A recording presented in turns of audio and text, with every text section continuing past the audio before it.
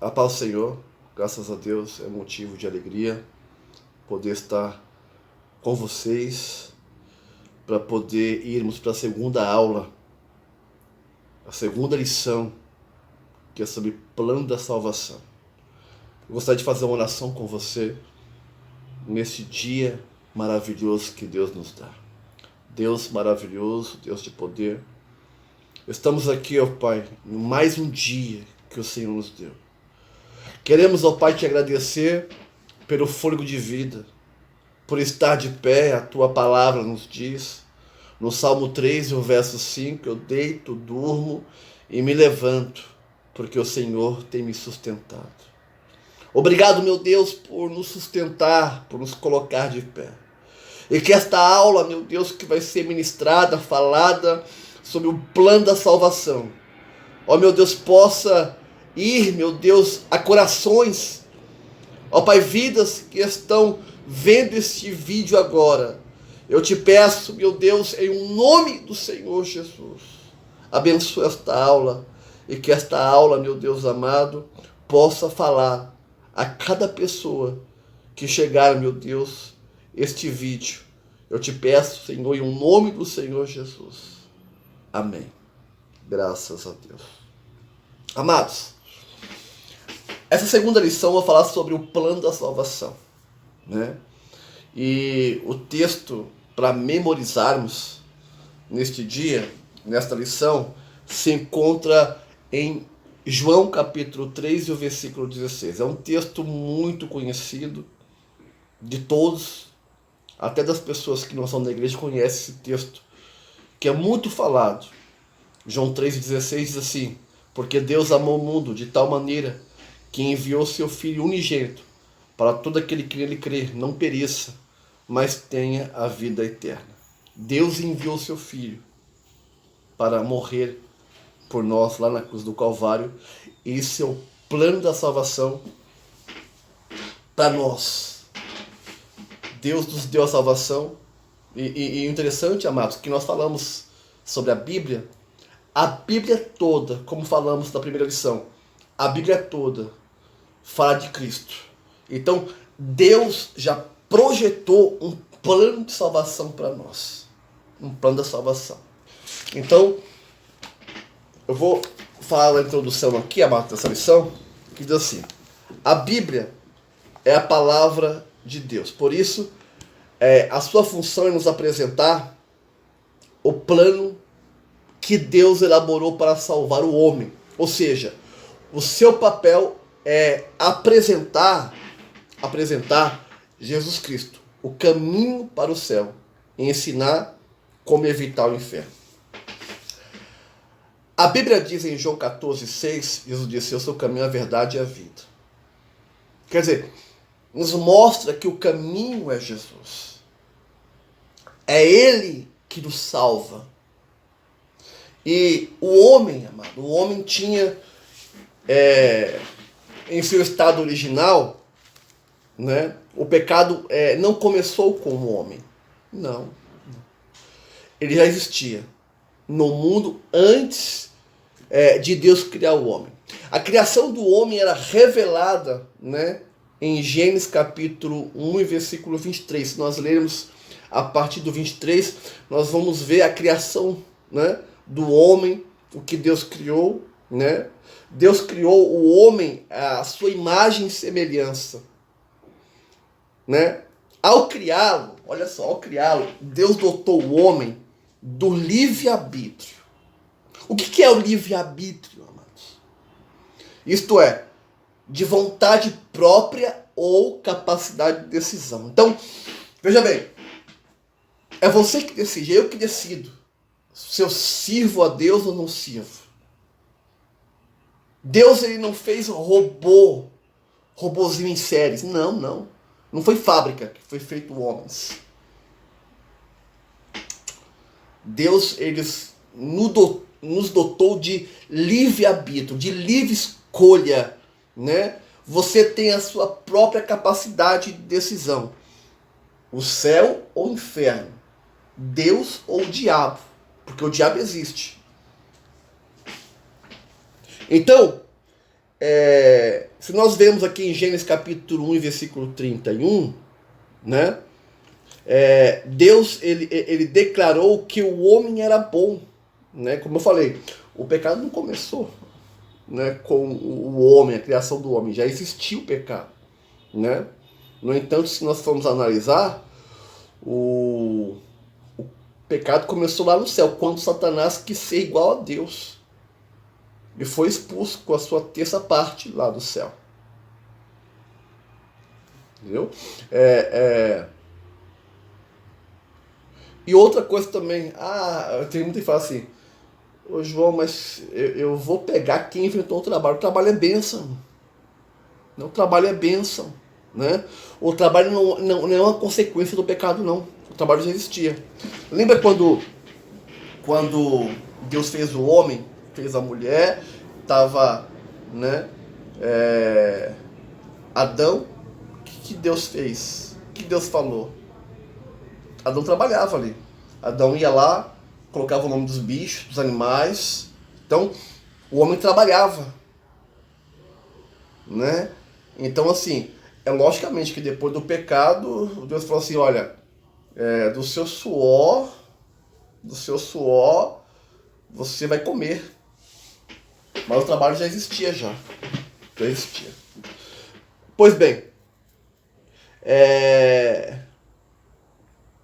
o relato da criação da mulher em Gênesis, no capítulo 2, a partir do 18, né, nos mostra o estado de inocência do homem. O homem era livre do pecado.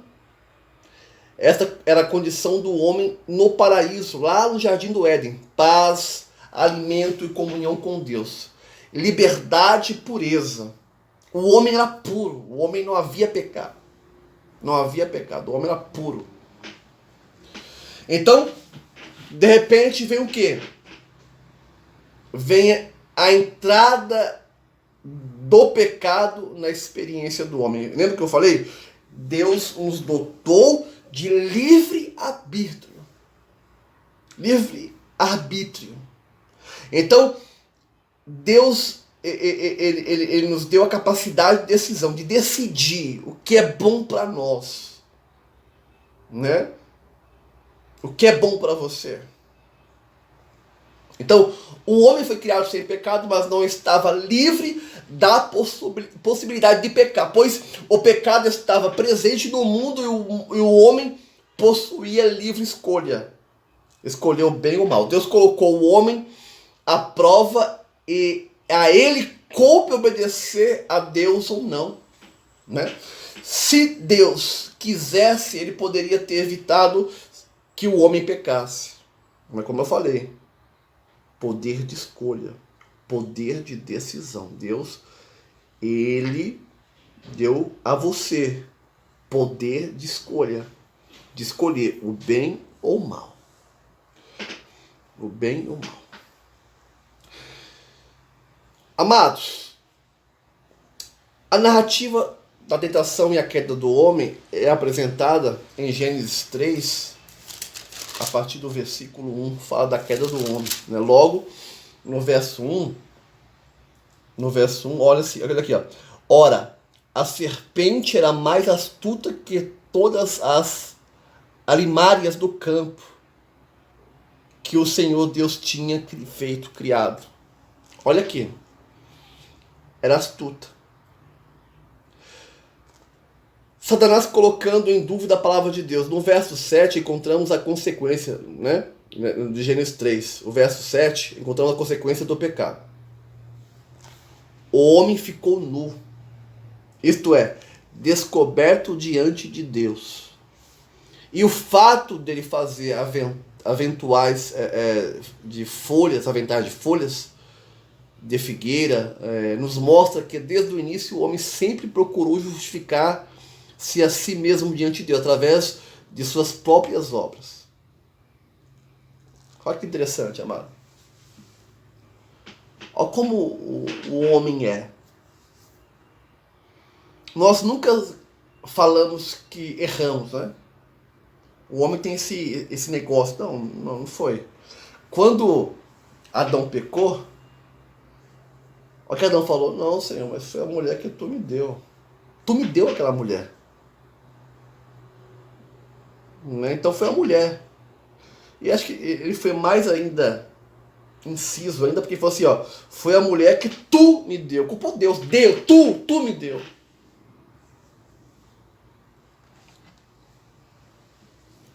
Imagina, mano, culpar Deus. Ele culpou a mulher, ele culpou a mulher e Deus. A mulher que tu me deu. Olha que interessante, amados. O homem nunca quer falar, não foi eu, me perdoa. Não, o homem sempre quer estar por cima, né? Qualquer coisa que faz, não foi eu. Nada é nós, né? Nada é nós. Ó, no verso 8 encontramos o homem se escondendo da presença de Deus.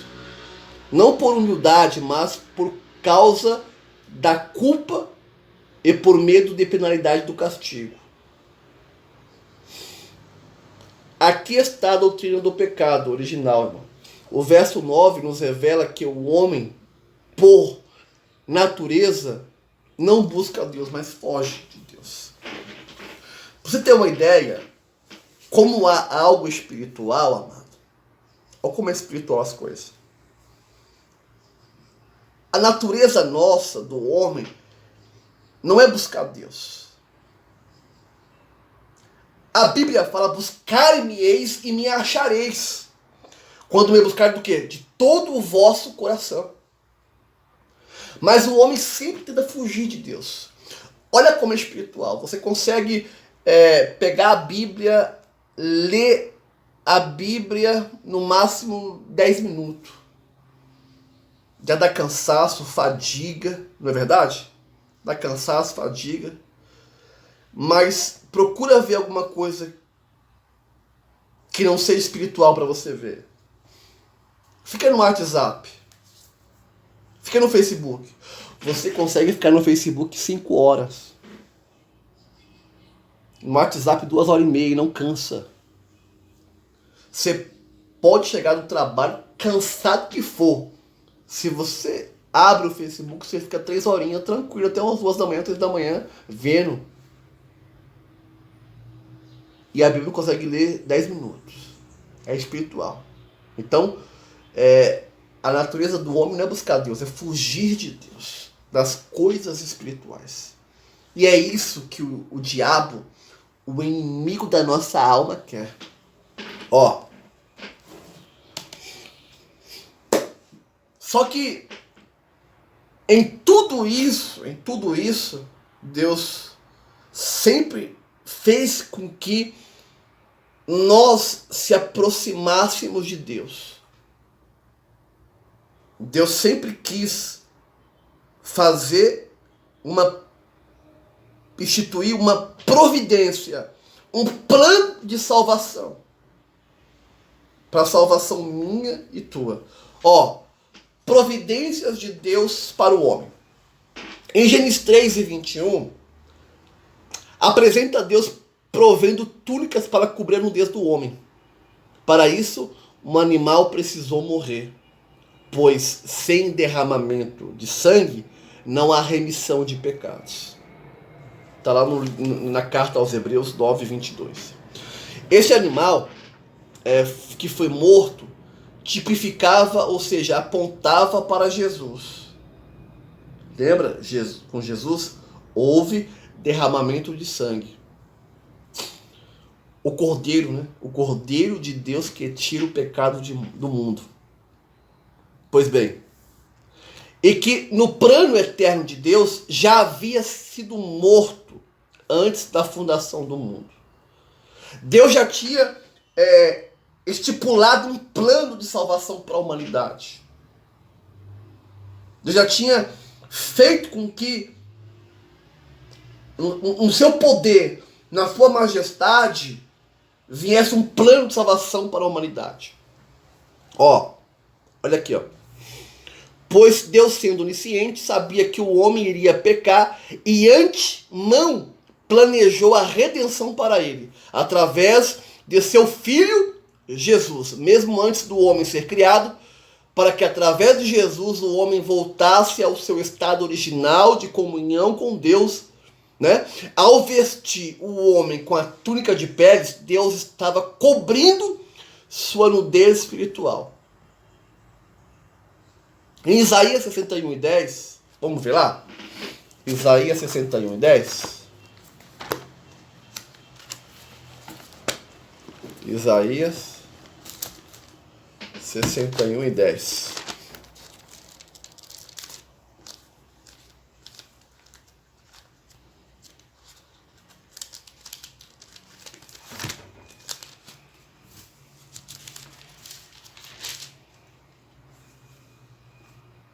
Ó, regozijar-me-ei muito no Senhor.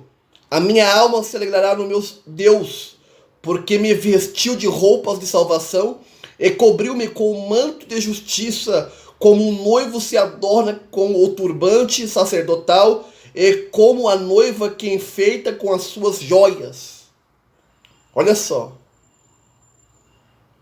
Que interessante, irmãos. Deus, né, alegrará no meu Deus, porque me vestiu de roupa de salvação. O intuito de Deus é salvar, amados, toda a humanidade. Toda a humanidade. Todos. Ó.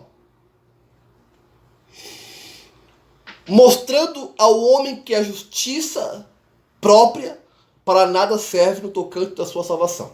A partir deste primeiro animal morto, sempre que houve que alguém pecava, sacrificava um animal para que, pela fé, o sangue derramado aplacasse a ira de Deus. Não era a fé no sangue do animal que perdoava o pecado, mas a fé em Jesus que haveria de vir e que no momento era representado pelo animal do sacrifício. Em Gênesis 4:4 encontramos Abel, filho de Adão, sacrificando um animal pelos seus pecados. Então, sempre teve no Antigo Testamento esse negócio de matar animal, né? Um sacrifício, um derramamento de sangue, né? Para perdão dos pecados. Os sacerdotes iam lá e sacrificava, né? Pelo pecado do povo, ou pelo pecado individual, né? Aqui, irmãos, a semente sendo preservada. Olha só, desde o início da nasce, o grande inimigo de Deus procurou atacar de todas as formas para destruir o plano de Deus, que era salvar o homem, através da semente da mulher. Quem era? Jesus Cristo.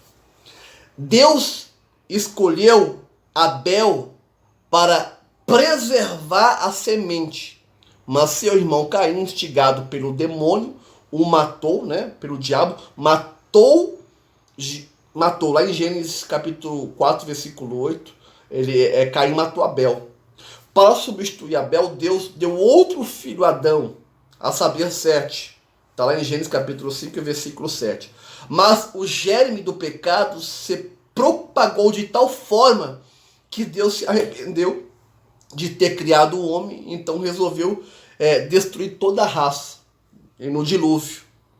E só a família se salvou, a família de Noé.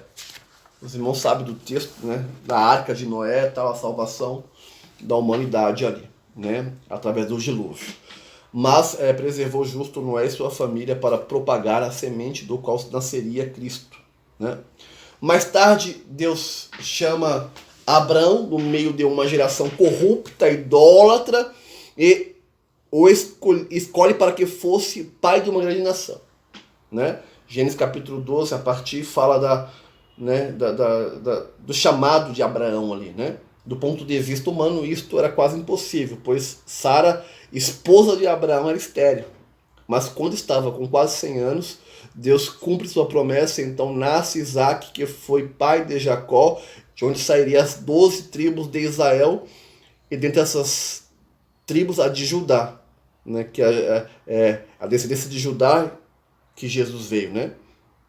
Jesus veio, escolhida para que ele saísse o Messias. Jesus, da família de Davi, ao longo da história de Israel, sempre encontramos Deus renovando a promessa de um Salvador para a humanidade. Então, assim, Deus sempre, amado, teve esta preocupação. A preocupação do quê? de salvar a humanidade. Deus sempre se preocupou com a humanidade. Sempre, sempre. Sempre se preocupou. Sempre ele teve interesse de salvar o mundo, tirar o mundo do pecado. E através de Cristo, nós vamos ver o que Deus fez no plano da salvação. Deus abençoe. Depois, na próxima aula dessa mesma lição, plano da salvação, a segunda parte, estaremos concluindo. E Deus é fiel, irmão. Deus deu o plano de salvação para toda a humanidade. Deus abençoe. Até a segunda parte desta aula. Amém.